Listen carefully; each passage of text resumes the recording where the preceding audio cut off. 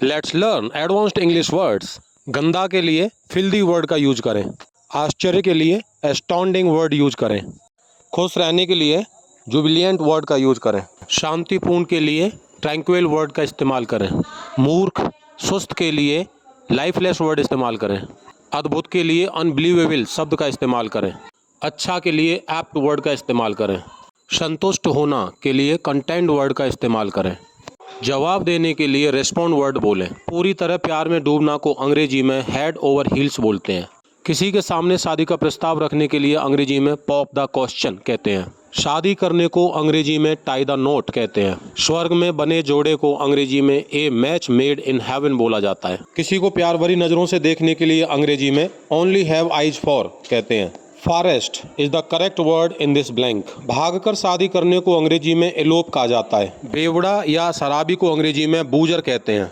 दोपहर की नींद को अंग्रेजी में सिएस्टा बोला जाता है। बालों की चोटी के लिए अंग्रेजी में प्लेट वर्ड का इस्तेमाल करते हैं। भगवान के प्रसाद के लिए अंग्रेजी में ब्लेस्ड फूड शब्द का इस्तेमाल किया जाता है। दरवाजे की कुंडी को अंग्रेजी में लैच बोला जाता है। 7 फेरों के लिए अंग्रेजी में 7 वोव्स वर्ड का इस्तेमाल करते हैं। किसी व्यक्ति या वस्तु की तरफ इशारा करने के लिए अंग्रेजी में पॉइंट आउट वर्ड का इस्तेमाल करते हैं। कठिन परिस्थिति को झेलने के लिए अंग्रेजी में पुट अप विद शब्द का इस्तेमाल करते हैं। तनाव या किसी बीमारी पर काबू पाने को अंग्रेजी में गेट ओवर कहा जाता है। किसी प्रकार के ऑफर को अस्वीकार करने के लिए टर्न डाउन शब्द का इस्तेमाल करते हैं। बहुत स्वादिष्ट के लिए माउथ वाटरिंग शब्द का इस्तेमाल करना चाहिए। बहुत मजाकिया के लिए हिलेरियस शब्द का इस्तेमाल करना चाहिए। बहुत ऊंची आवाज के लिए डैफनिंग शब्द का इस्तेमाल करना चाहिए। गुस्से में आग बबूला होने के लिए फ्यूरियस वर्ड का इस्तेमाल होना चाहिए। विशाल या बहुत बड़ा के लिए एनॉर्मस शब्द का इस्तेमाल करते हैं। बहुत ज्यादा गर्मी के लिए स्वेल्टरिंग शब्द का इस्तेमाल करना चाहिए। चिता को अंग्रेजी में फायर कहा जाता है। लिफ्ट का मतलब होता है रोड पर किसी से उसके वाहन में बैठने के लिए मदद मांगना।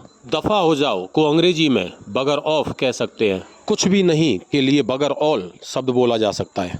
बिना मुद्दे की बात करने को अंग्रेजी में वैफल कहते हैं। खाली जेब होना या जेब में पैसा ना होना को अंग्रेजी में स्किंट कहा जाता है। कल्पना करना या अपनी इच्छा को व्यक्त करने के लिए फैंसी शब्द का इस्तेमाल करते हैं। किसी विषय पर बात करते हुए आपे से बाहर हो जाने को अंग्रेजी में लॉस्ट द प्लॉट कहा जाता है। जो सिर्फ दिन में सपने देखता हो लेकिन करता कुछ ना हो उसको डे ड्रीमर कहा जाता है। ज्यादा बात करने वाला या बातूनी को अंग्रेजी में चैटर बॉक्स कह सकते हैं।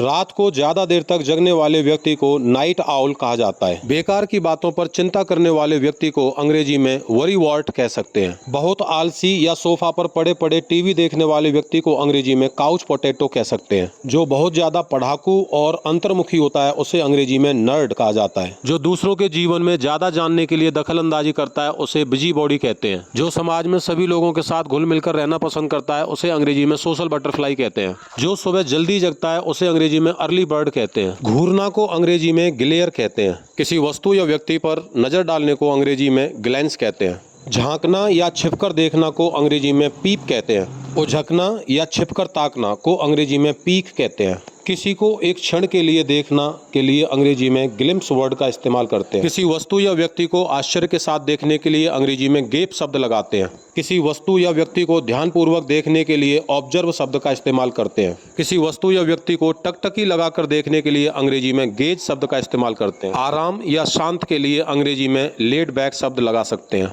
बिल्कुल के लिए अंग्रेजी में यू बैट शब्द लगा सकते हैं। बहुत जल्द या क्षण भर में को अंग्रेजी में इन नो टाइम कह सकते हैं। किसी की आलोचना करने के लिए तुरंत जवाब देने को अंग्रेजी में क्लैप बैक कहा जाता है। कोई बात नहीं या कोई परेशानी नहीं को अंग्रेजी में नो स्वेट कहा जाता है। फिल्म चलचित्र मूवी को अंग्रेजी में फ्लिक भी कहा जाता है। बहुत आसान या बच्चों का खेल को अंग्रेजी में ए पीस ऑफ केक कह सकते हैं। अजीब या पागलों जैसी हरकत करने वाले व्यक्ति को फ्रूट केक कह सकते हैं। बहुत ही मजबूत और अपनी भावनाओं पर काबू पाने वाले व्यक्ति को ए टफ कुकी कह सकते हैं। अच्छी, सुंदर और दयालु लड़की के लिए शुगर एंड स्पाइस शब्द का इस्तेमाल कर सकते हैं। अधिक उत्साहित होना या पागल होना को अंग्रेजी में गो बनाना कह सकते हैं।